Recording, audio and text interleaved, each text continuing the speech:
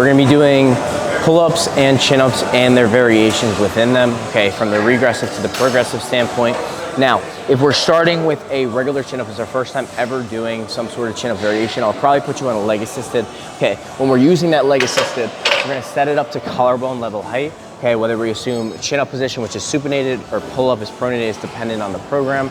Now, as we sit into position, I wanna think about coming in butt to my heels as if I'm doing a squat, okay? So as I move, I wanna move vertically, not in a parabola-like motion. Now, as I move and get ready for that position, I wanna think about using my legs as little as possible. So as I initiate that movement, I wanna think about driving those elbows towards my hips, and then assuming back to that reset point, okay? If this is really easy for you, we could just pull into one leg, limit the use of that legs as necessary, up and down, okay?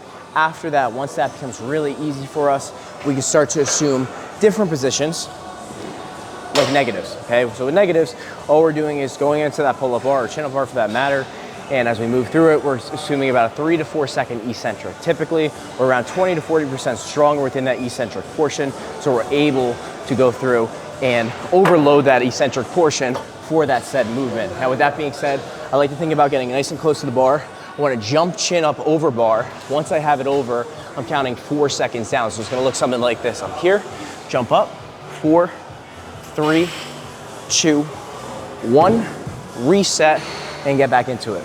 Typically, it'll stay in a lower rep range because it is overloading that eccentric. Now, after that, you have partials. So from here, typically that mid to top position is gonna be more challenging than that bottom to mid. So you wanna start in that mid to top. We're gonna come all the way up, stopping midway, coming right back up. Midway, coming right back up. After that, you have the bottom to mid position. Now that bottom to mid position, you're just gonna be sitting in that bottom position, in that dead hang. From here, come all the way to that mid position, and then right back down. Mid position, come right back down. Now, once we've mastered all those and it feels as though it's really easy for us, then we can start to assume those pull-up and chin-up variations. Now, pull-ups, again, are gonna tackle majority of that back, okay? We're getting a good amount of scap health as well. Chin-ups, we're gonna incur a bit more bicep stimulus because we're pulled into elbow flexion. Now with that pull-up, we're gonna think about sitting into position, all right? Think about driving those elbows towards our hips, all the way up, slowly coming down, pulling those shoulder blades apart. If we do a chin-up, all we're doing is going supinated grip. Think about driving those elbows down towards my hips, chin over bar, and slowly coming down from there.